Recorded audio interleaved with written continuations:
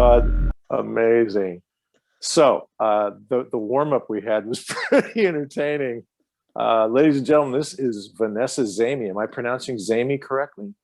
Zamy, Vanessa Zamy. Yes, but that's okay. It's all good, though. It's all good. Yeah. She didn't even correct me. Zamy, bless you. Just so you know, my legal last name is Bijarchi. Okay. My middle name is Dixon. My full first name is Daryush.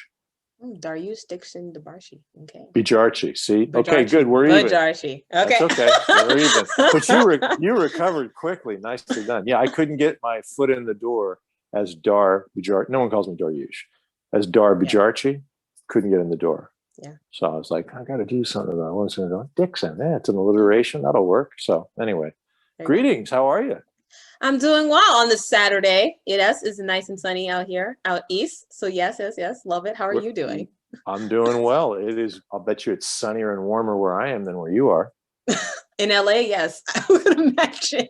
I mean, it's sunny and snow on the ground where I am. But, it's sunny, though. The sun is shining. Well, I mean, that's a good thing. But yeah, I'm not interested in doing East Coast winters ever again. Did them for a long, long time. Wow. Okay. Yeah. All right. Brutal. All right. Like I was in the blizzard. This is way before your time. Boy, when I was a young man, it was the blizzard of 1978. Unbelievable. I was in Ohio at the time. The snow was probably 10 feet high. Some places the drifts would get as high as 12 feet. Wow. Yeah, it was crazy. Anyway, so what do you got behind you? Is that a virtual or an actual background? That is a virtual background. That's my logo, Your Vision's Catalyst. So, of my consulting company where I coach entrepreneurs, 9-to-5ers on how to build their profit-producing, purpose-driven business. So, yeah, that's the logo right there. Profit-producing, purpose-driven business. Purpose-driven business. Tell me about that. Yes. So why do I focus? Well, I'll focus on the purpose-driven part first and then profit part. So the purpose-driven part is all about ensuring that people are moving forward and doing something that actually ties to their mission, right? Because at the end of the day, being an entrepreneur is not easy, right? And maybe, Dar, you can remember when you were starting out in your Hollywood career, right? It's just trying to get out there, trying to put your name for yourself, trying to get the message out there that you're looking to get, whether it's the art craft or maybe you're just trying to sell products that you have, right? And at the end of the day, to get through that, right? I find the people who are really great at getting through that are the people who believe in what it is that they're doing. Right. And they love what it is that they're doing so much that they believe in it. Right. And in that way, it gets them through the marketing. It gets them through the highs and lows and roller coaster of entrepreneurship. So that's why I focus on people. Like the first question I ask people is on a scale of 1 to 10, with 10 being the highest, how much do you want this? Like, how much do you want this business? How much do you want what's this the answer? Generational wealth? Right. The good answer is 8, 9, 10. No, but what's the normal answer you get? I get a lot of, I get a mix. I get a lot of 5s, but I also get half of them are 5s and half of people are 9s, right? And the thing is, what ends up happening is that you have some people who are just silent. Because I also do this in life. Some people are just silent because it takes them a moment to it takes them a moment to think about it, right? Because it really does, on a scale of 1 to 10, how much do you want this, right? And I remember there was one conversation I was having with a woman. She had taken for example, she had taken a coaching certification class 2 years ago, and she had spent the whole year, trying to get clients, and and then I asked her the question. So on a scale of 1 to 10, how much do you want this coaching business to work? How much do you actually want? And she sat there. I thought the phone had gone dead. I was I thought the service had died, but she said it was just silent, right? And then finally she says, a 5. I didn't think I was going to get that low, but it's a 5. But she literally sat there and had this moment of realization that the reason why she just doesn't really want, she likes teaching people, she likes helping people, but the whole idea of making that a business, maybe I'll hire her one day to be a coach in our business, but in terms of doing it for her own business, it's just not a thing, right? And so that for her, that means that there's something else out there for her, but what it is that she's doing now is not for her. Right. And the same can be applied even for people where you're currently in your 9 to 5, where you feel unfulfilled in some sort of way or some sort of purpose. Right. And the question is, look, what is that purpose? What is it that you actually want to do? And chances are it's something that you knew when you were a child and you quieted it down, or because you were just doing what other people expected of you to do, or what you saw other people were doing. Like I know when I entered entrepreneurship, I was the only one around me doing it. So I came from a low income background. So my mother, I'm first generation born in America. And essentially, you know, my mother was a nurse's aide, and she's still nurse aide, hourly wages. Really? Yeah. Really? And so where's your mother from? Where's your family from? Haiti. Haiti. Okay. Yeah. Yeah. Haitian. All right. Yeah. Viva Haiti. So yeah, so I'm Haitian American. And yeah, so then in terms of that, so I mean, it was great. Love the culture, it was great. Like I love like growing up in Brooklyn, New York, and Boston, Massachusetts as well. So that's where I grew up. And then, but I didn't have like when I decided to enter entrepreneurship and start my business, I didn't really have like someone. I didn't have What like drove a neighbor. What drove you to that? Great question. So essentially, what drove me to that was What did you see happening around you? Because your mother's a nurse. Mm-hmm. She's first generation. Mm-hmm. And then you're first generation American born. Yeah. Right? Yeah. Okay. Yeah. I'm first generation American born. That's a yeah. Yep. Yeah. So what did you see going on around you? Yeah. Lots of things. What didn't I see? I was kidding. But essentially what I saw growing up. So originally, actually, I'll say I actually was like, oh, I'm gonna be a doctor. I'm gonna be a neurosurgeon. I had a whole 13-year plan to be a neurosurgeon. So this whole thing. Okay, cool. So I head to college, and now I'm at university and like doing the thing. And I'm like, okay, that's cool. But then I actually asked, it was the beginning of my freshman year, and I was thinking about like when I had to apply for med school in 4 years from now. And where were you going to school at the time? Oh, Stanford. So I was at Stanford University. Oh, just Stanford? You just went to Stanford University from Boston? Is that right? You I went right over that? Yeah, I just went to the other side of the country. So you grew up lower income, you're saying, and you got into Stanford. Yes, okay. yes. All so right. thank you, nonprofits I gotta make fun of Boston, Massachusetts. Thank you. Well, honey, you can have nonprofits of Boston, Massachusetts, and Dubuque, Iowa, or wherever Dubuque is. Forgive me, I forget where it is right now. But you still got to have the brain power to get into Stanford. Yeah, so that is true. Yes, thank you. Appreciate it. Yes, my mother. Not told about me. My mother took care of the food, water, shelter, and I was just like doing my own thing and taking jobs outside and all that jazz. And so, do you have brothers and sisters? I have a younger sister. Yeah. So you're the oldest. I'm the oldest. Yeah. Eldest so you got that pressure too. Yeah. Okay. I guess you could say it's pressure, but it's not really pressure. We're like 10 years sure apart. about that? Yeah. We're like 10 years apart. Like my mother just wants me to be happy. She just wants me to be 10 years apart. Yeah, I know everybody says that. I just want you to be happy. Yeah, I got the same thing. I just want you to be happy as long as you do what I'm doing. No, but seriously, it's true. Like literally, I remember I told my mother, my mother literally is like oblivious to the American education system. She like does not have the slightest clue concept. Like it is literally like she just wants me to just not struggle the way she is. Like that's really. I'm teasing. I believe you. I'm teasing, and I'm being serious. That was my experience. I just want you to be happy. And the underlying message was, as long as you do what I want you to do. So yeah, that's true. I mean, that is true. That happens a lot. That happens to a lot of people. But I was fortunate that didn't happen to me. So yeah, so it's very much like I was very much like an independent child and stuff. But I took advantage of all the resources that were available to me in terms of the people who gave me like little nuggets of information every now and again, like here and there. And yeah, but essentially I still want to be a doctor. So I came into Stanford, I was pre-med, and then but that's not really a major there. It's just a set of classes that you take on top of an actual degree that you're going to get. So it's like double the work, but that's fine. So anyways, but I also had a lot of interest. So I have a lot of interest. I just like learning stuff. I just love to learn. So I just like learning. And so, but I was like, okay, I'm gonna be a doctor. Cool. So then I go and I think of this question. As a freshman, was like, okay, when I have to apply, there's going to be a question that says, why do you want to be a doctor? Right? Obviously, right? Why do you want to be a doctor? And my answer to that question was, I just want to help people. And in my mind, I'm like, if I'm the med school admissions person and that's the answer I get, would I admit that person? Probably not. So then I went on this whole search to like figure out other people's answers so I can like see if something's going to inspire me other than I want to help people. Was that the first time you realized it wasn't about being a doctor for you? That wasn't the best choice? That was one episode I think I like started to realize it, but I didn't quite accept it. It wasn't until a year later, literally, when I then said, you know what? Maybe there's something else out there. So then I attended the career fair. And how far along studies were you at this point? Still freshman or sophomore? No, sophomore. Now I'm a sophomore. Yeah, sophomore. So you're 18, 19? 19, 20? 20, okay. Like yeah. All right. Well, you were much more clear thinking than I was at that age.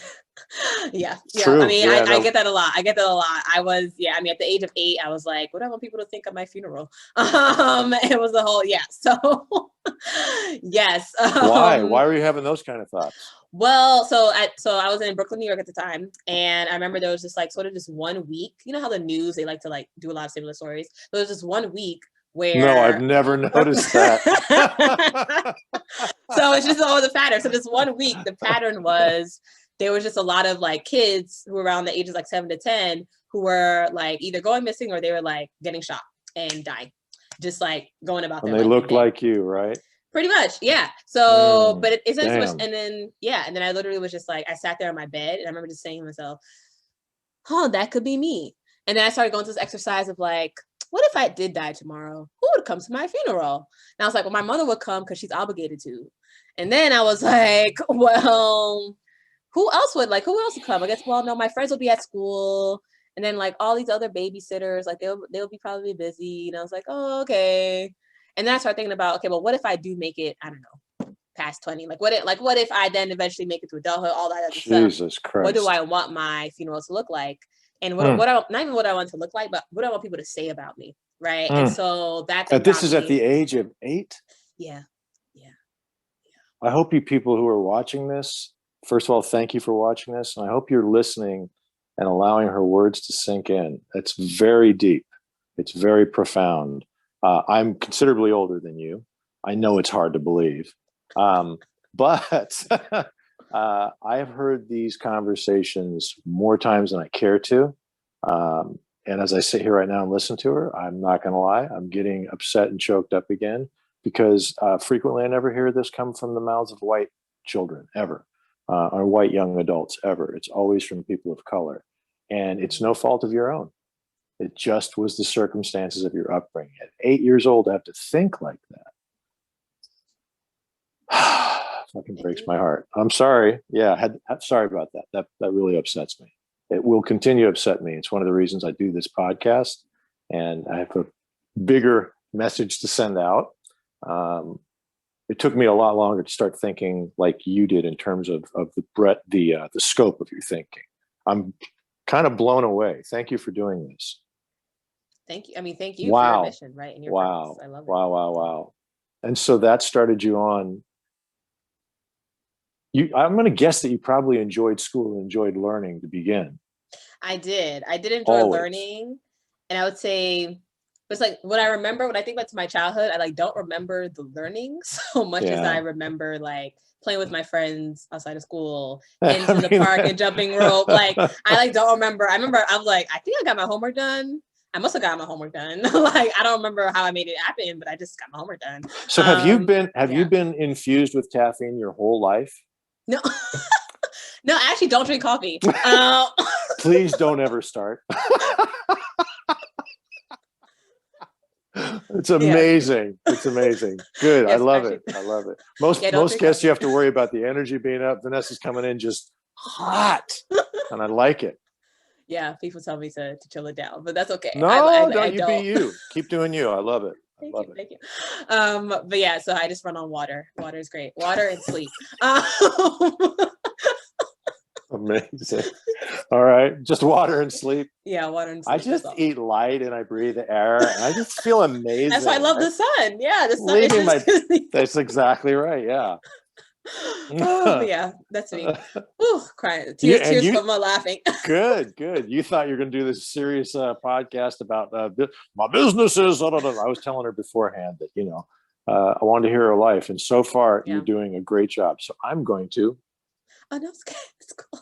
No, it's all good. It's all good. No, I appreciate it. So yeah, I mean, where were you? Well, you were talking about having the realization that this wasn't working out. And then that was backtracking, and now we can jump back to your sophomore year. Yeah. And so essentially as I sophomore year, and I actually passed organic chemistry, which is like the class that's very tough. Like, yeah. But I actually ended up passing it. So I did not quit because of organic chemistry. I actually ended up, so I went to a career fair And it was sort of a, like, I put like a whole like gray suit that I had on. I was like, ooh, I'm gonna have my suit. And I went to, but obviously this is in the Bay Area, Silicon Valley, California.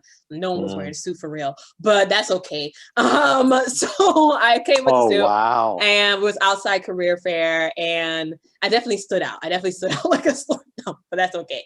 And so I just went there to just like learn and see, okay, what else is out there to help people, right? That doesn't involve struggling. Because I did have experience like working in nonprofit organizations after school, and I was like, that's not, no. We're not going to start. Like, I believe in helping people. And I believe that I'm always like, whenever I sort of graduate from a nonprofit program, whatever it is I was in, I would always like, okay, what, follow up with them. I'll go visit them again and all the other stuff. And so that part, and definitely I'm on like a board now and all that jazz. And so I will continue doing that. But in terms of, working, I was like, let me not struggle like my mother. Like, can we, like, is there somewhere I can help people that's like, just also interesting, that's, kind of like a doctor. I don't know. So I just went to learn about all the things that are out there, and I just learned a lot. I learned a lot about all the jobs, technology, yeah. Did you go in, you went to Stanford, I'm assuming pre-med, right? Yeah. Okay. And it's your sophomore year was when you realized, yeah, I think I'm gonna have to switch gears here. Yes. And then what did you end up graduating with your degree? My degree I ended up graduating with was, so then that's why I took a 5th year actually, because I didn't end up choosing my degree until the end of sophomore year. Actually, no, it was the summer after the end of sophomore year. So I had to start all over again pretty much from the beginning. So I actually ended up doing an engineering degree. And so I graduated in management, science, and engineering, which is essentially the Stanford's version of like industrial engineering at other colleges, which is pretty much just like applying engineering thinking to business problems is the degree that I had. And it was, it's pretty great. So pretty much it was kind of like a mini MBA in a sense, actually, when it comes down to it. But yeah, so that's a degree I ended up taking. And I actually ended up, so the good thing about me is I actually had a full scholarship to college, but it was from a national scholarship. It wasn't from Stanford. Although, because of my mother's income, I would have gotten a full ride anyway. So who knew? But anyway, so then I ended up getting a full scholarship. And then the 5th year, I actually had to I didn't have to, but it was getting a $10,000 loan or not. So I decided not. So I just ended up taking like 6 part-time jobs and then went to school at the same time. And okay, hang on. What, you coming in so hot. It's just good. I just want more of it. But I have to stop you. Yeah. You didn't want to take the $10,000 loan. Yeah, to me that was a lot. Well, to me it was like I had already gotten this free ride to college, right? And Stanford's not inexpensive, by the way. It is not. What is the year tuition? It was through Annenberg. At the time that I was there, it was about 65 to 70K, if I remember correctly. Yeah, somewhere around. Jesus Christ! Like, so you're walking out of college with over $250,000 in debt. Easy peasy lemon squeezy. Yeah. If you don't have funding, if you didn't get right, and then so that additional 10, you were just like, don't need that. Yeah, it was very, because to me at the time, like 10,000 is a lot. Like now 10,000 is like nothing. But at the time, given my limited experiences with like money and just like abundance, all that stuff, I was just like 10,000. That's a lot of money. I do not. So it wasn't even the interest rate on it. No, it was 10,000. It was yeah, exactly. And so from there, I was like, okay. I was looking at they have the expected cost of different things. I was like, okay, well, they say that housing is about 10,000. So if I can get like some housing and meals, then if I don't live on campus, and then if I just like try to, so yeah, so I ended up finding a place like an hour bus ride, like an hour and 15-minute bus ride away from campus, and then live there. But then that means I can pay monthly rent as opposed to paying like one lump sum for like. So you have to get an hour and a half outside of Palo Alto so you can find someplace affordable to live. Pretty much, yeah, pretty much. It must be insane, right? Yeah, it was pretty insane at the time. But I did that. That made that happen. So I graduated 5th year. Woo, great. Okay.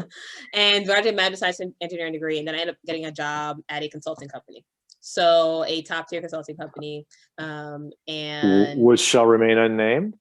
Well, I guess you can see it on my LinkedIn, Deloitte Consulting. But yes. Do you like working for them? Not really. Okay. Not really. I No. understood. What didn't you like Uh, about it? That's okay. You can talk about no, it.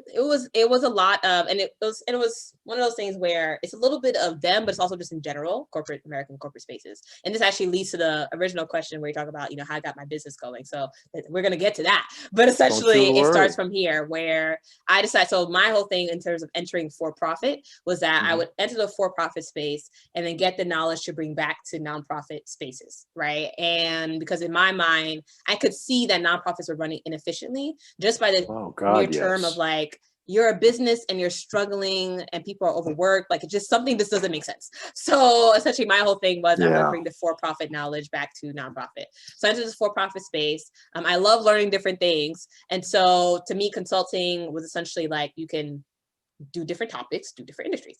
So I ended up working across, in total, while I was there, I spent 8 projects, worked in like one for a nuclear manufacturing company, another for a financial services company, another for a med tech company, another for a consumer packaged goods company, and then doing different things around marketing and supply chain and all these areas of business.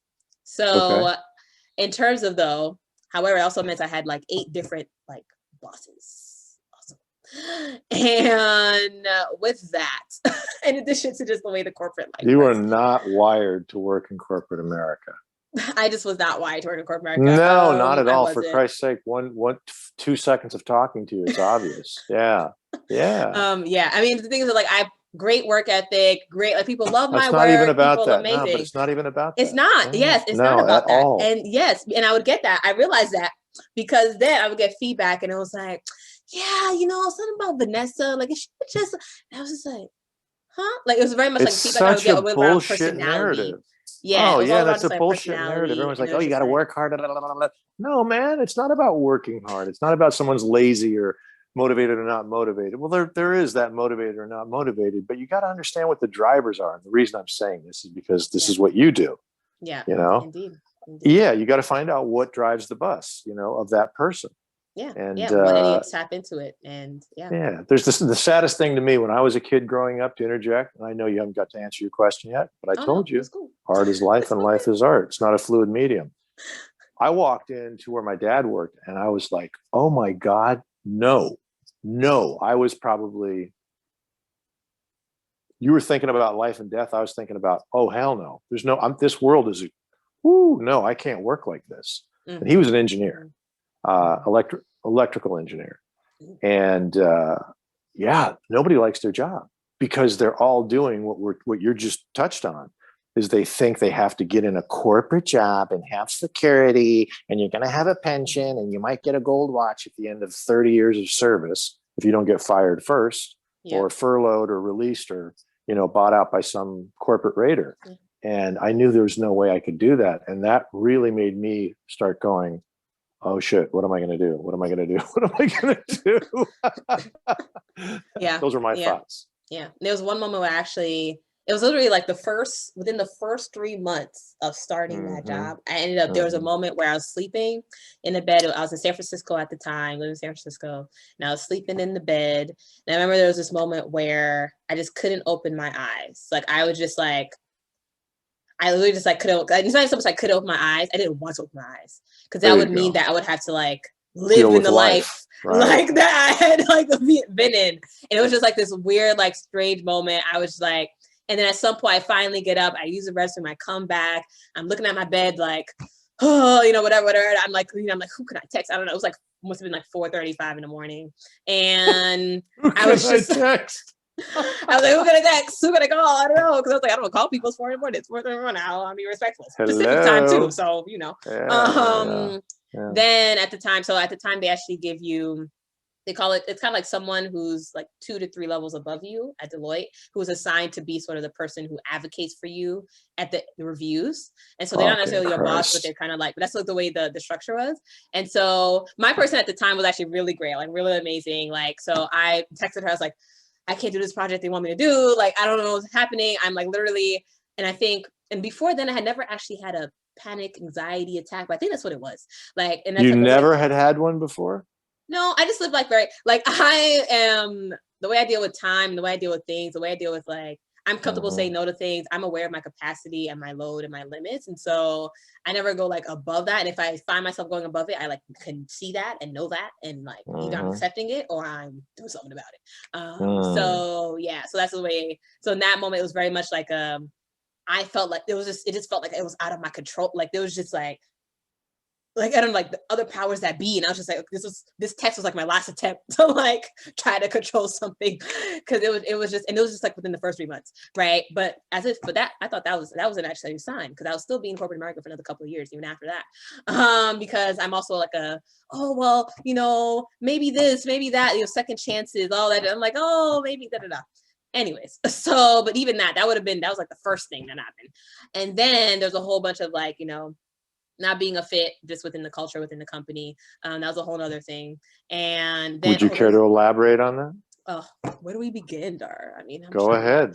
So go ahead. What's the thing on top of mind? I already have a real good idea. Yeah, I mean, essentially it was like there's being the woman part, and then there's being the Black woman part. But definitely, even just being the woman part, it was like the feedback was, if you just like smile more. It's like, what type of feedback is that?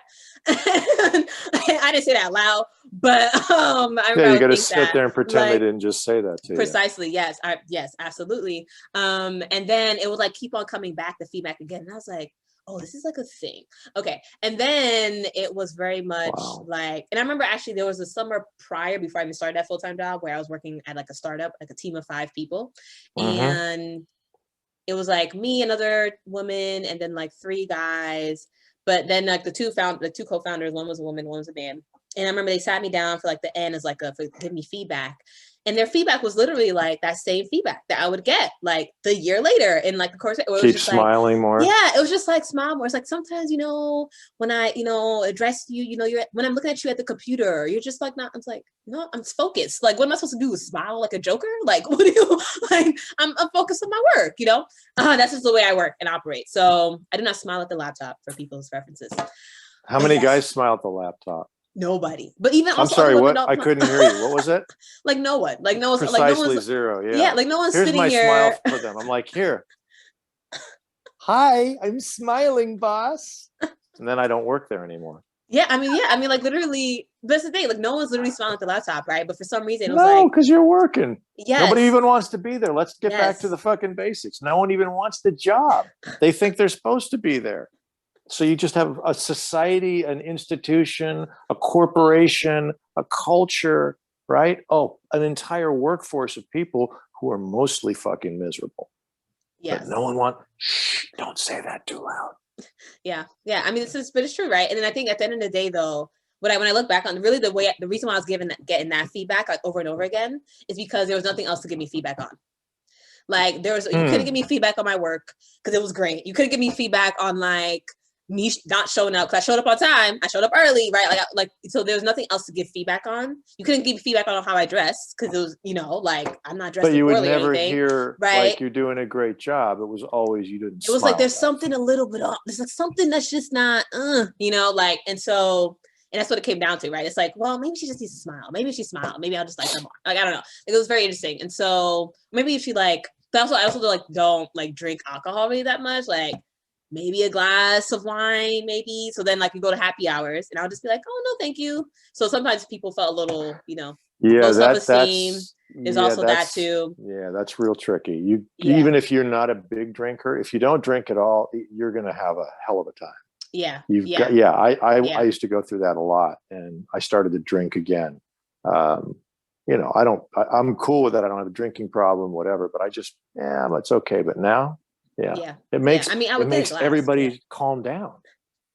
Sometimes I would say so. I would say maybe perhaps, but I would always for me, it's like, okay, I get a glass of wine. Like that's really what I do. And then I just like sip on that.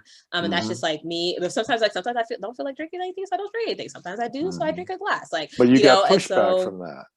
I would say I got a lot of push. I would say I got pushback from that from like my peers, but because the way the company works, it's like, they're different. Like I'm not really working on the same projects as them. Like we're all working on different projects. Right. And so then it's more so like the older people who feel a certain way.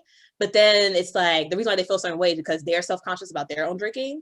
And so for someone else to be like not drinking, then it's just like, that's really what it comes down to at the end of the day, right? And so, and it's like sad. And it's just like very much like, so now I got to tailor to people's egos and self-esteem. Like, what is this? Like, people grow up. Like, I don't understand. Anyways, so there was also like a lot of that culture too. Like there was one boss who literally was like a man-child. Like he was like Gossip Girl man-child. Like he literally 6 levels above me, 15 years my senior. He went to like the manager person, the person who was like 2-3 levels above me. One day after like the project was ending, he's like, so that Vanessa, right? Like, I know that Vanessa, like, what do you think about her? Like he literally like went up to her and like asked her that question. Like, it was just like, and she came to me like, did you know that he just, it was just like, oh my gosh. Like, y'all, I'm an analyst title. Like, what is, like, I'm an analyst title. Analysts like, are not smiley people. Like, but it's not even that. But it's literally just like, the fact that you feel the need to like belittle someone else who's not like, who's not even a threat to you. Like we are at different levels. Like you are like, I'm making your team better. Like, I mean, like literally. And it was very much because the way that he works is that he likes to find a pariah on the team. So he had one pariah. And pick them apart, but huh? Yes, he had one pariah earlier, like in the project, and that didn't work. So then he like gravitated towards his sights on you. Yes, pretty much. Was the other person a person of color, a female? Well, the other person, actually, yes, the person was Indian origin and male. But he was like, would like jokingly just like accept it, etc. But then the fuck's he gonna do? Yeah, and then essentially he was, and then he was like, and then he also would make fun of like a white male as well too. Like he literally just like like he also would make fun of a white male peer as well too, Caucasian male peer. Okay, I'm gonna interrupt you. She right now is very elegantly trying to get herself out of the corner I painted her into. Forgive me, I don't mean to do that. But I sense that the gentleman you're speaking about is a white man. Oh, yes. Mm-hmm. Oh, what a shock. God, how did I guess that in the first try? And so he's singling out people of color and females. And then those white males that he knows it's just what he is a goddamn bully. Insecure. He is a bully, right? And it's very much like he was a bully that was probably bullied in his youth. Like I was like literally at some point I was just like, maybe there's like some black girl he used to like who like didn't like him back and he felt a certain way. Like I was just literally just like, I don't understand. I'll tell you, I dealt with bullies my entire life because I've got this white boy face and I've got this very Persian name and I've got 3 brothers and they pretty much all are white. I mean, they're white boys too. 2 of them kind of look more Middle Eastern. They're all gay. So they used to get a lot of shit, as you may imagine. And so, and we moved all the time. So I was always the new kid in class called first or second and the Snickers and the whatever and the ha ha ha and then making fun of my brothers. So I know a bully. I know all about bullies. And it does happen what you said where like maybe he was bullied, but usually bullies are like Donald Trump. They're fucks from life. And you're going to have to bleep all this out if you want to share this to people, but c'est la vie. They're just, that's a whole conversation, but it's a pattern that goes throughout their life. Sometimes though, maybe the case with a guy like that, he was he like a geek at all? Was he shorter? I get the scrawny? sense. Yeah, I mean, Deloitte is full of like top tier people who are intelligent. So he was actually like he's really pudgy. He has a wife and like a kid, and like it was. Was he the nerd growing up, like the smart? I think nerd? So. I get the vibe that he was a smart nerd. That's what was the vibe that I got. That like maybe he was like the smart person is the vibe I got. Anyway, I just don't suffer bullies. Sorry. So this guy was bullying you and saying all this crazy stuff. Yeah, he was like bullying, and it was very much. And the thing about it is, I grew up in Brooklyn, New York, and so in Boston, Massachusetts. And the way that I run in the East Coast is that I don't like fake people. I'm like, if you got a problem with me, like let's talk it out. Like why are you out here going behind the back? Like I'm like, listen, you got a problem with me? Let's talk. Like literally, I remember I even do this with like my coworkers. Like I would do this where I was just like, let's have a touch base, right? And then I'll go, it seems like you have a problem with me. And it's like, no. What they say, I'm like, okay, if you say so, but just so you know, I see you see me. Cool. I'm glad we agree. Great. And this is the way I don't have time for games. I just don't have time for games. But essentially, it was very much, and so it was like the last day of the project was when he did that, when he like went up to the person and was like, yeah, that's Vanessa, right? Right. And so, and it's very much like, I was like, oh my God. You are not set up for corporate culture. Yeah, I really wasn't. And then the next project, I get a woman who literally had like a temper tantrum as my boss. Like she had like a temper tantrum, running around, and eventually settled down in the chair with her legs up like a 5-year-old. And then like never apologized for it. I brought it up like a couple of weeks later. She was like, oh yeah, that thing that I did. Oh yeah. And I was like, huh? And I remember I brought it up at the time to, because at the time I had like a new like counselor person who's like 2 levels above me who would like do my feedback review. I had a new person to sign because my other person went on maternity leave. Oh man, this new person, I told her this, and she was like, and she was friends with the person. She's friends with the person who did the temper tantrum. So she like literally was like defending her and was just like, sometimes some people just aren't meant for like customer marketing work. And like, so she was like there's something wrong that I did. Like I was just like, huh? Are we really approving someone doing a temper tantrum? Like, did I miss something here? Like, what is this world? Anyway, so then I went on this whole mission to go find another job. Is? Yeah. Yes. So then I went to go find another job. And I was like, maybe it's not the corporate America. Maybe it's just that company. And then I went to another job. Old Navy's amazing. Love Old Navy. Like such a great company culture. And like the people that, I mean, I'm walking to the building. It's just like people of like Black people in general, like also people of color, just in different spaces of leadership. In all like, so you walk into the building, it's just like color everywhere, but it's not just diversity, like, you know, people, great. Yeah, but it's not only diversity, but it's like, it's not just like the person, you know, in the mailroom where it's like, you know, like Deloitte had Black people too, but you know, I would walk into the office. Person in the mailroom. Yeah, no, but the thing is, it's true. Like, because the thing at the end of the day is like, I would walk into the office in the San Francisco office at Deloitte, and like the security guards would like pay close attention to me, right? And one, because it's San Francisco, but two, also because it's like, who's this chick walking into this building? Oh, she has a badge? Is it real? Is she gonna tailgate somebody? Like, as in when someone else badges in and you like sneak in behind them, right? Who's this she gonna Black do that? chick walking into the building? You know, and it was Black guards doing that too, right? And so of course it was just very interesting. It was very interesting. But point being, so I go into this culture and I'm like, oh my God, this is great. This is amazing. Okay. And I had a bad boss. And I was like, oh, it was so close, so far. Was that when you realized you needed to set up your own shingle? Yeah, pretty much. Okay. So that's essentially what happened. And actually, no. So first there was that. And then I also read Rich Dad Poor Dad. I read Rich Dad Poor Dad by Robert Kiyosaki, which is He's a giant asshole. I hope you hear this, Robert. You're a giant asshole. You're a racist and you're a pseudo-fascist. He is. He's an asshole. Okay. I don't follow him. I just like read the book. He's disgusting. He's just disgusting. He's the 1% of just disgusting. Okay. Yeah. Not a fan at all. I hope he hears this. Love to have you talk about it, Robert. We can talk about some of your tweets you've been putting out, which are egregious, disgusting, and beyond arrogant. No, yeah, I don't sorry follow him. Sorry to interrupt you. Yeah, no, it's okay. No, but everybody blows these people, and I'm tired of it. I'm just tired of it, you know, which is why I keep pushing back like that. You know, look what the Black woman with the Stanford degree, the high IQ, driven, motivated, articulate, you know, look what she has to go through every single day. Right. And Robert is Japanese descent, you know, talking about his rich dad and his poor dad, da da da da. And it's so interesting. Now the guy's made all this money. Now he starts talking like an old school Southern Peckerwood.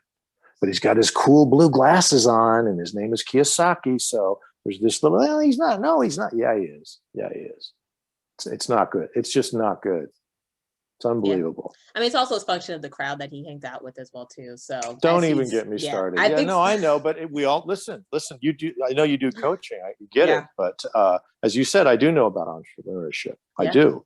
You know, anyone who gets in the arts, they find out real quickly they are in the business of Dar Dixon Incorporated or Vanessa Zamy Incorporated, right? So you better wake up. You know, you better start having the conversations like you've been having. What am I doing? Do I really want to do this? What are my strengths? What are my weaknesses? What's that person doing? What's their why? You know, you've got to know what's going on. You've got to have an awareness, self-awareness, and you've got to know who you are and what you're capable of and not capable of. Go get help when you don't have that capability. But anyway, I digress. Sorry. No, it's cool. I mean, in terms of like Rich Dad Poor Dad book did like change the game for me. Like that book, I remember reading that Made you book. It was start just looking like, at things differently. yes, exactly, Yeah. because it made But things like, financially, right? More financially. The financial aspect of ownership and yes, money, and yes, working for someone or having money working for you. yes, Correct. precisely. Okay. Or even Yeah. just So like that the message is great. accessibility of it, the accessibility of like anyone can think like that, anyone can like succeed in that space. And I was like, oh snap, okay, I guess I can too. And I have been, I had been at Stanford, Silicon Valley, Bay Area, right? And so I saw entrepreneurs, like essentially that was the first when that term like came into my sort of vocabulary when I was like 18, when I got to California, entrepreneurship. I was like, oh, okay, that's a thing that people do. I didn't think that was like my thing, but I was like, oh, it's a thing.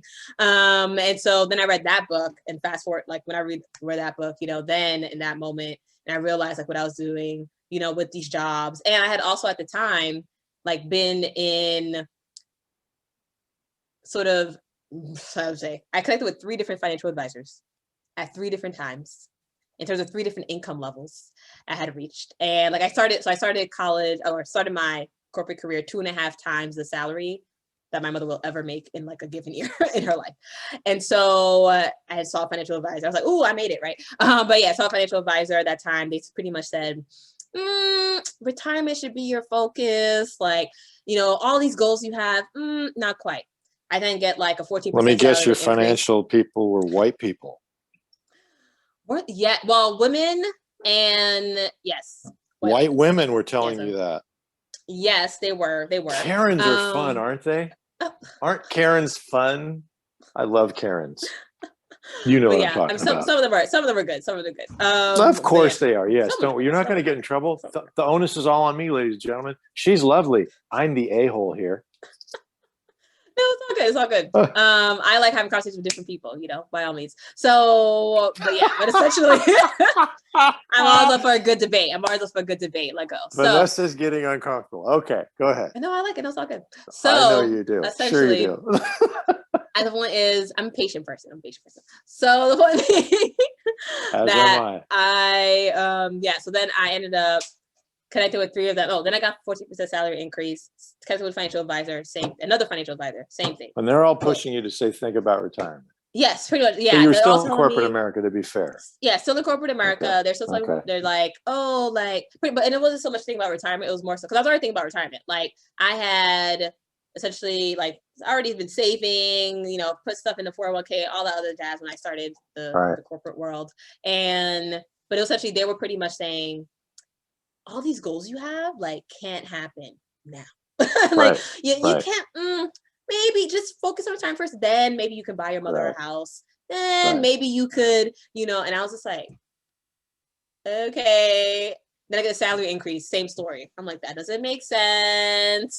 Then I, you know, and the thing is, like, I live a very simple life. Like I was on public transportation, like you know, like it's just groceries minimum, and yet still like not able to do anything beyond. And so from there, that's when so then when reading I read Rich Dad Poor Dad, that's when it was like, oh, there's another way of thinking, there's another way of living. Like this is the gap and hole that I've been, you know, thinking through and needing to hear about. So then from there, I, you know, did this whole like weekend where I was like, okay, this weekend I'm gonna like figure out my next steps using all the knowledge from this book. And like, it doesn't tell you next steps though, it tells you like concepts. But I was like, okay, that's cool, it's Google. But yeah, so anyways, I spent a day just like looking at doing my own financial assessment. I was like, these financial advisors, what do they know? So I did my own financial assessment to see like, are they really right? All like all the goals I had, I put like. So you're being skeptical. Prices. Good. I was, of course.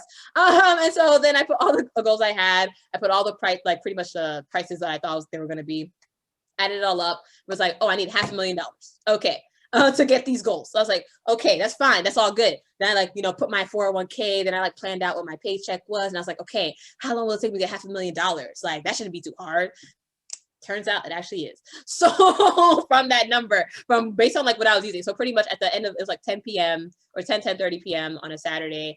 And I had realized that essentially, given my current income and financial state, I would need to do something. Like, I was not going to get to this $500,000 that I needed for these goals to happen. Right.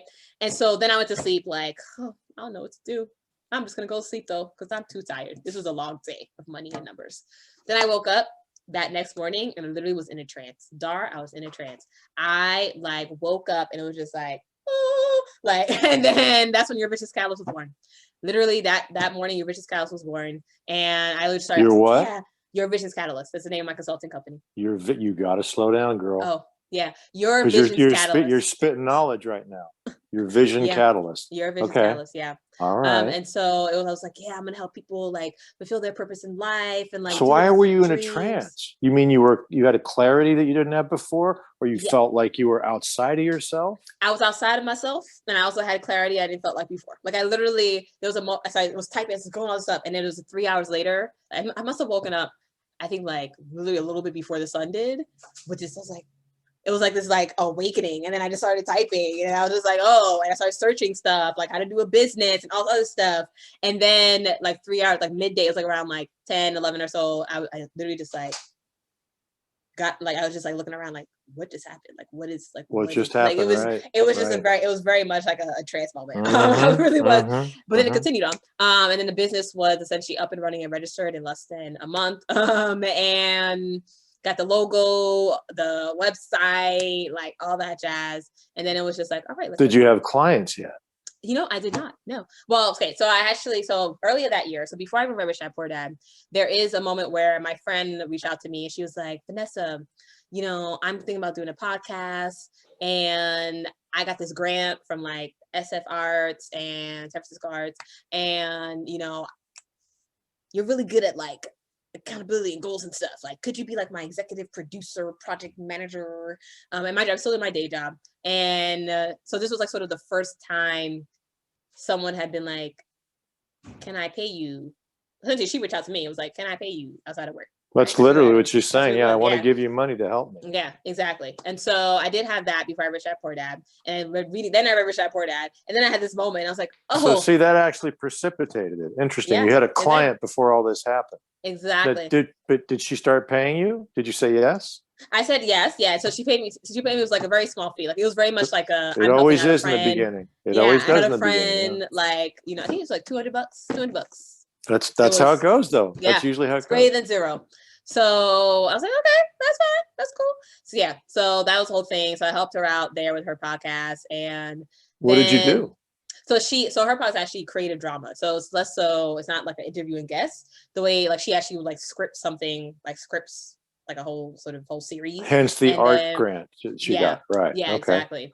And then she would, have like voice actors and all that stuff. And so I helped her get through the stage of like, I have this money. What do? I want to do this thing. And I'm a procrastinator and and all sorts of stuff. And so to actually getting her moving forward with it and actually getting voice actors and keeping her accountable and like writing the script and finishing the script because she only had 2 episodes. Was she really a procrastinator, or was she not motivated? Was she not really doing what she wanted? There you go, Dar. There you go. Daddy listens. Listens. Yeah. So it was very much like it was a little bit of both in that she wasn't motivated in that for her, because in the end she ended up actually not going fully through with the podcast in terms of all the episodes because it started to become less like she wanted to do more as a hobby and a passion, but then she realized like the work that it took, and because she created herself a shitstorm of work. She's creating an entire show by herself, and I can guarantee you the grant wasn't enough money. Precisely. Yeah.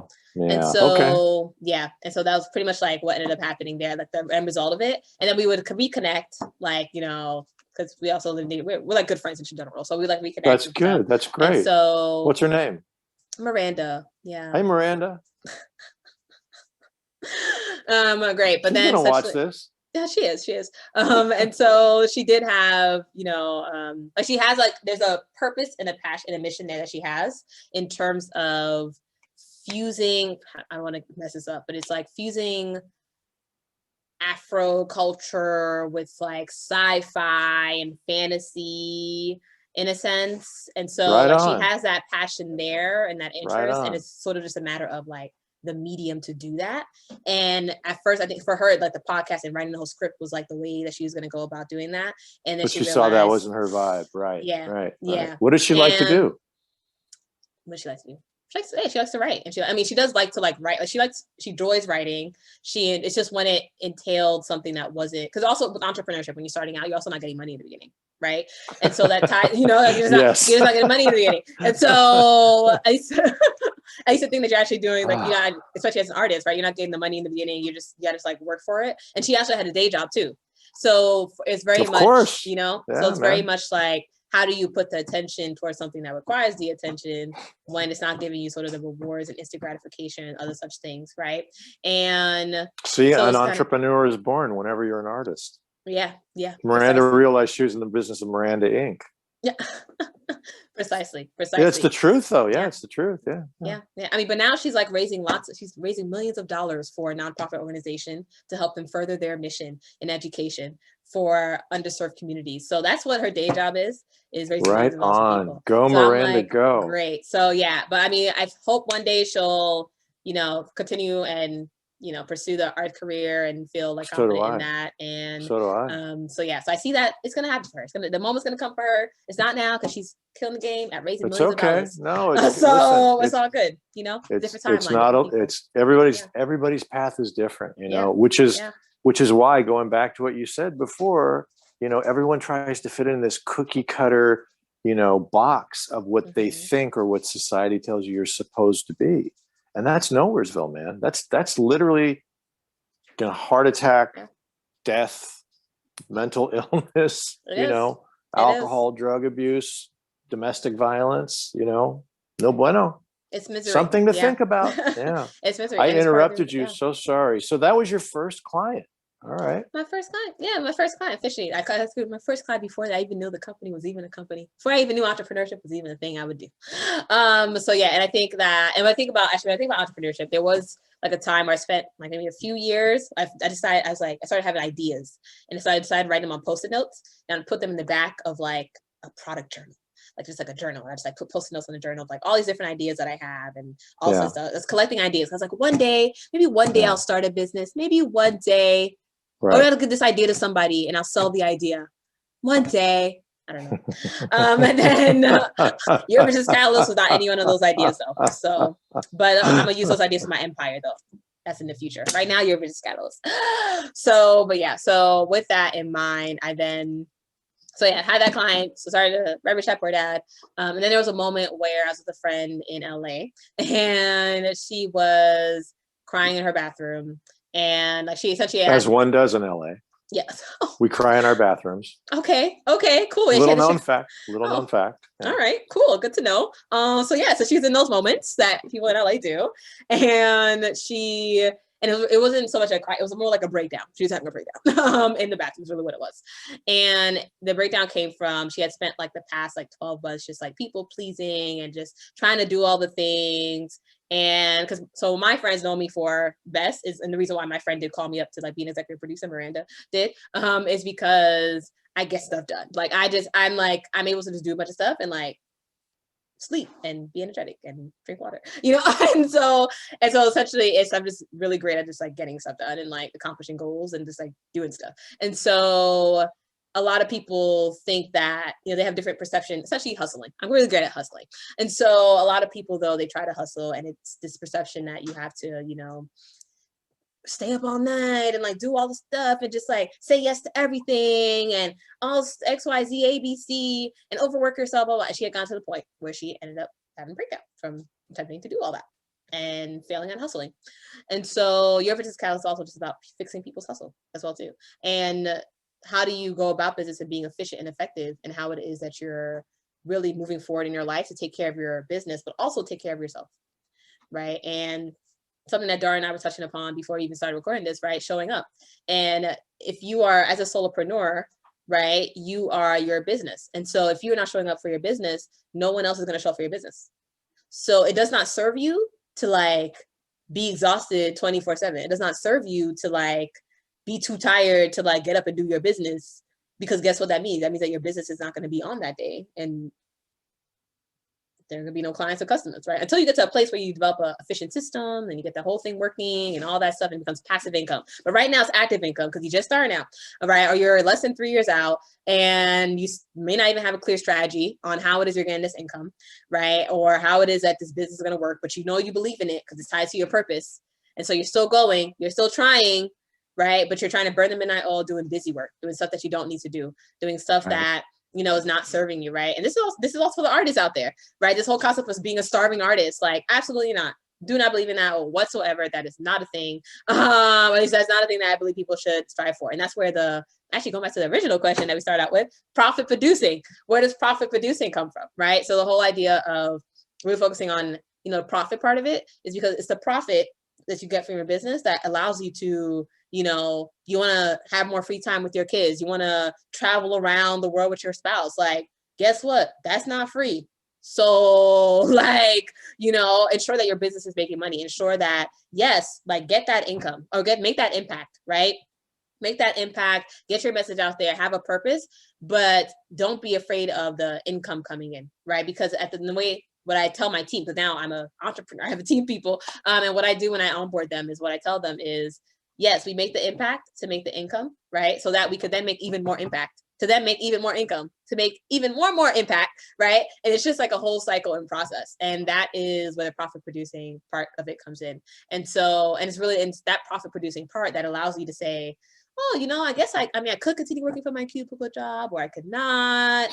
It seems good. I'll do both of them right now. Or it allows you to like hire on a team of, you know, hire someone to help you out with the business and not still feel like you're financially stressed, right? It allows you to go out for a nice dinner and congratulate yourself for the work that you've done, right? And so that is what I believe in terms of, you know, even if you're a starving artist or not starving artist, but even if you're an artist starting out or if you're a new entrepreneur, right? And let's say you already quit your job. You listen to this, you're like, well, I already quit my job and I'm financially stressed. And I'm like, exactly. And so get yourself a part-time job. Get yourself some income, right? That can at least supplement your actual business's income. And that's what it comes down to at the end of the day, right? And ensure that you are making a profit, that you are focusing on that profit. Because a lot of people also are just afraid of money too. It's a whole nother story. I work with my clients on that money mindset. You know, yeah, I do. I know exactly what you're talking about on many levels. I want to ask you how often, well, you mean, what happens is you end up getting into psychotherapy. Maybe not quite psychotherapy, the coaching realm, but naturally, naturally it becomes that. And everybody hangs their shingle out to be a coach. So what do you do to keep yourself, two-part question, to keep yourself from becoming a very dangerous and illegal thing of becoming a psychotherapist or a psychiatrist, not that you're prescribing medication? How do you shield you? Oh, I'm serious, I'm very serious. Shield yourself from that. And how do you address those issues? Because that's really what you're talking about. I would say for me, it's very much like I tell people, I don't know, I'm not a therapist, right? But at the end of the day, it is that I'm all about people taking care of their business, but they need to take care of themselves too. And so I address issues as they come up. And so let's say like there's one client I had where she's dealing with like, you know, her spouse, they're just not been together. I was like, this is impacting your business. And so if I ask them, because at the end of the day, if we're going to go into business strategy session, and this is what you're bringing up in each session, we have to address it, right? Like it just can't be ignored. And so I give people guidance on just like, I listen. I'm like, here's some suggestions. Take it or leave it, right? I mean, it's with any coaching, actually, in general, advice, right? You can take the coach's advice, you cannot take the coach's advice, but let's work. So you want to play coach with me right now? Sure, yeah. I love problem solving. Let's go. Okay. All right. So I work in Hollywood, as I told you. Started out as an actor, had to learn how to direct and how to produce and how to write. It's like there's just no way you're going to survive otherwise. It's a tough business. It's not the toughest business in the world, but I've been in a lot of businesses, and it's one of the toughest. So when the pandemic hit, you know, my business is in front of people, either speaking on a stage, meeting and greeting and shaking hands, like face to face, right? Or you're on a set and surrounded by people, and that's just not happening right now. So start to diversify what you're going to do and get other sources of income. Mm-hmm. And it always occurred to me that, you know, I could like create courses or, you know, consult people. And I've always consulted people, but I've done it for free. Mm-hmm. You know, actors always come up and they ask me, you know, like, hey, what did you do? How did you get started? What should I do this? Should I not do this? You know, actors, didn't matter. And I thought, well, you know, maybe I could package that, put it into a course or something like that. But what ends up happening, and this is why one of the reasons I asked you, is that it gets the person, in this case me, puts me in that guru frame. Not interested in that at all. Describe more about what do you define as a guru frame? Like, what does that mean? Well, I think it's pretty self-explanatory. That's like the world out there. Kiyosaki, right? You talked about, I read the book and it changed my life. No, it didn't. That shit's been out there forever. Forever. Literally beyond forever. Since the recorded history. But that guy, that guy just came up with a clever, catchy title and took off, and he had great marketing behind it. I actually wrote an article about Tony Robbins, where I was just like, Tony Robbins is not special, folks. He just knows marketing. I was like, literally, he read books in a book library, and he just had better marketing skills than everyone else. Like, he's driven like you are, you know? Talks 100 miles an hour, go, go, go, go, go, doesn't stop. No, I'm very serious. Yeah. You know, he just happens to be a tall white man. There comes that topic again. Anyway, and so like I'm not interested in that. That's not my vibe or my groove. And I know that that could be a potential massive stream of revenue. And so so for you, okay, so here's the thing. Your problem is you're trying to get additional income stream. Okay, great. So is that clear? So Not a problem. Not a problem. Not a problem. No. It's a question. That's what I'm saying. It's a question, right? The question is, how do you get additional income streams? Yes. So the question that you're looking to answer is, I need to get additional income streams. I have skills and interests and things that can be packaged, that can be sold to people and impact thousands, millions of lives. Well, you said it, not me.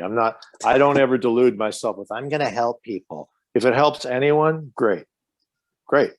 You know, but I really mean that. Like, be skeptical of everything I say. Don't believe me. Go look under yourself. Think for yourself. That's like, it's so interesting. That's the underlying message here. And a few people pick up on it. I've never heard anyone say it to me except my wife's friend of, I don't know how many years now. She's very smart woman. Another smart woman again. Interesting. But she's like, it seems like you're trying to get people to think for themselves 100%, but I can't say that out loud. Like, that's my modus operandi in a way, in a manner of speaking, not really. But look, I just want to laugh and have fun like the next person, you know? But anyway. But that within itself is also a message. No doubt it's a message. Yeah, but I'm not beating the drum. You know, I'm not doing that. But why are you not doing that, weird space? Because I'm not into that. Not my thing. I don't want to be that guru, and it's unavoidable. It will happen. And so it creates a whole set of problems. So why don't you want to be a guru, Dar? Why don't I want to be a guru? Yeah. You didn't do your homework before you came on this show. I'm coaching you. Let me know. We're in active coaching here. I was in a cult. I was in a cult. Took 20 years of my life. So I know on a granular subatomic level, persuasion, influence, mind control, putting someone in a position of power like that, a frame like that, not bueno, no good. It's a very slippery slope. And people are all, they're too eager to get in that position. And even talking, and I can see your wheels turning, even talking about what I just said and putting that out there puts me in that position. It does indeed. And so the next question I would ask is it that, so when it comes to, let's say, packaging yourself, let's say you were to develop a course, like, is it that you don't want to launch the course not saying fear, but in the lack of desire? Is that essentially you don't want to launch the course or launch anything that relates to your services because you don't want to hold that position, so to speak, in people's minds? That will inevitably happen. Yes. Okay. Yes. What if, so then the question Well, I is, think what it's if, fair to say it's a fear, but it's more a concern. But if we're going to get down to the nitty gritty, under it's fear. I'm not afraid to do it. It's just like I know what the outcome is. yes, Yeah, exactly. You're afraid of the result. Most people are playing checkers, and I play chess like 3 levels. That's just Yeah, you have to. yeah, you do. Yeah. Yeah. So you know what checkmate looks like, and so you don't want to be there, right? So Don't want to give up my queen quite yet. Or the king. So then the question is, we then go back to the question, all right, well, in that case, let me put it this way. Let's pose a scenario. Let's say you were to package the course and knowledge in some sort of way where, you just package the course. Let's say, I don't know, you put it on like Udemy or something like that, right? And you just package the course, you just put it out there, right? People buy it, but essentially it's not like oh my gosh, like I need to hit up and email Dar. Oh my gosh, like, this Dar, when are you having your next event? I need to be there. What? And let's say it wasn't like that, right? Because essentially that ends up happening when you are putting just a lot more effort into the marketing part of it, and you're like get this course, I did it, I'm a 30-year Hollywood veteran, like look at me, and you need to get it, and then. Right. And so that's essentially what happens when you do it like that. If you just put the course out there and you just it's just out there, none of that happens. Really. Take your little $9.99. Yeah, you just take your cut of your $9.99 and just sit back. Yeah. But here's the thing: by you not putting yourself out there, Dar, people are missing out from that knowledge that you do have. Right. And so if you can sleep at night, right, like knowing that you do have this experience and this knowledge that people can greatly benefit from, right? But you're not sharing that. If you can still sleep at night knowing that, then keep doing you, right? You don't have to don't put anything out there, right? But my question then is, what do you want your life to look like, right? What do you want to leave on this earth, Dar? Right? Do you just want to be the person on, not just, but still, what do you want these, right? But what do you want to leave this earth on, right? At the end of the day. And magic carpet. And when it comes down to it, it's like, do you want this to be the $9.99 course that's out there in the world? The book that you wrote that maybe someone clicks on it once a year, and, if that's okay with you, then that's totally fine, right? If you're just okay with creating the art and just having it out there, then by all means, right? But if you're yeah, but I would also want a Sundance. I want to be in the Sundance, and I would love an award as well too. Then you may end up being someone's guru, right? But the thing is that just because you're someone's guru doesn't mean that you necessarily did anything to let me put it this way. You are someone's guru. You could be someone's guru without you putting yourself as the guru, if that makes sense. True. It could already be that. It could already be the case, is what you're saying. Exactly. Right. Understood. And so it's one of those things where it's just it's if you have a knowledge and expert that someone else doesn't have, unfortunately, people like to put people on pedestals, right, and put them at those levels. Nature. And right. Yes, and so. I mean, just by you existing with all the experience that you have, you're already on someone's pedestal, right? Those actors and actresses who came to you and said, "Hey, Dar, give me some advice." You're their guru, right? That's why they wanted to get near you and get in front of you and hey, I need advice. At least in that moment, right? Yes, absolutely. Precisely. And so, well done. I'm not going to push him. No, well done. You handled it well. Okay. You handled it well. Good. Yeah. It's a slippery slope. That's a tricky thing. I'm not going to get into it back and forth while we're recording this, but no, well played. Well done. Yeah. To answer your question, because we are role playing and I want people to see this, I learned for myself a long time ago that the only battle worth fighting is conquering the battle within yourself. So it's nothing new. It's nothing new. I say it. If you listen to the audio portion of the podcast, not the YouTube that this is going to be on, I had a very produced, packaged kind of radio style intro for a podcast, and people are just like, "What is that?" I'm like, "That's called positioning." But I make fun of it. It starts out saying, "Know thyself." The ancient Greeks, "To thine own self be true," or the Shakespeare. but it's the truth, right? It's like, it's nothing new.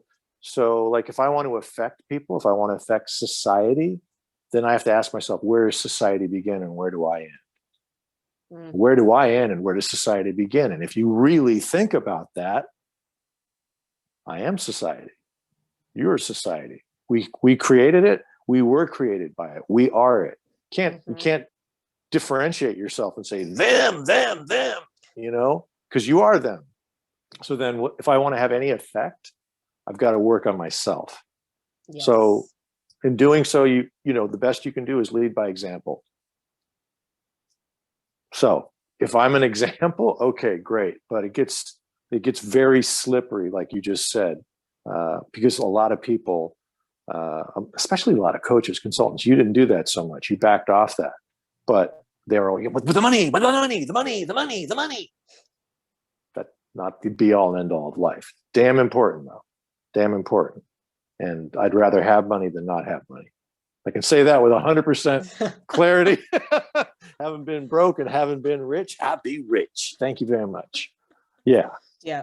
So, anyway, you did a nice job with that. I'm very impressed, young lady. Good job. Thanks. So how long is this how long have you had your shingle hanging out now? My shingle hanging out? Wait, describe that question. Like, where did your mind just go? How long have you had the business? Yeah, I've had it for 2 years now. Yeah, 2 years now. 2 years. Okay. All right. Yeah. You hung your shingle. Oh. Shingle hanging out. I've never heard it referred to as a shingle. I'd never want to have that body part referred to as a shingle. Ow. You're the one who said it too. No, I thought you said it. I was just like, No, you went there. I was talking about hanging out your shingle, and you're like, what are you talking about? Hey. See, we're having fun. Yes. So how can people find you? So I'm on Facebook. That's my main marketing channel is on Facebook. And so people search Vanessa Zamy, you will find me. I have a community of, right now at the time that we're recording, is over 950 ambitious purpose-led solopreneurs who are also working towards their profit-producing, purpose-driven business. And in that group, I host 5-day boot camps, daily lives. I go live every single day, just to give a business tip or life tip. As you see, any life strategy tips, time management, marketing, sales. And then I also have, pop-up workshops, and I have a team. My team is also there to help people and connect them with the resources that they need to keep them moving forward. So to access that group and community, you visit vzamy.com. So that's V, my last name.com. Or what I tell telemarketers, V, Z for zebra, A for animal, M for money, Y.com. I'm going to end this on that note. That's amazing. Y.com. Okay. You are delightful. I'm so glad that you reached out to me and we did this. And I wish you nothing but continued success. I'll put links to everything that we talked about here. And so you can know how to reach out to Vanessa and work with her. Clearly, she is a cut above the rest, quite a whole cut above. And keep doing you. Keep doing you. Thank you. Thank you for having me. It was a pleasure being here. And see, look, you put me in the Google frame now. Look at that dark skin. She noticed. Bad Dar. See, it's how it goes. No, I realize that. You said, see, the thing that I want to talk about before I say goodbye is that you pointed out the obvious, which a lot of people gloss over for whatever reason, is that, necessarily you may already be in that position where people kind of look up to you and say, oh, Vanessa, oh my God, and that's cool. But that's a different thing from what I was talking about. And I know you know that. Yeah. I'm talking about where you stand up there and go, putting themselves. Yeah. I am Tony Robbins. Yes. Feel my power. Yeah. It's like the pastor who's like, I'm just helping to bring people together versus the pastor who's like, yeah, you guys must all come together. I am your savior. It's definitely different. Right. And so I think, Dar, as you reflect tonight, Dar, on your question, right? Just think about it in terms of, as I'd say, think about it in terms of being the former rather than latter, and just knowing that is still possible. And you can still, I call it leading by example, right? It's leading by example. And that's just a thing that's been natural in my life. And it's just, I was like, okay, I just do me and people will just they just ask questions. I'm like, okay, but it's just leading by example, right? And you can't help but be great if you're just a great person, That's what it comes down to. I love it. Vanessa, thank you so much.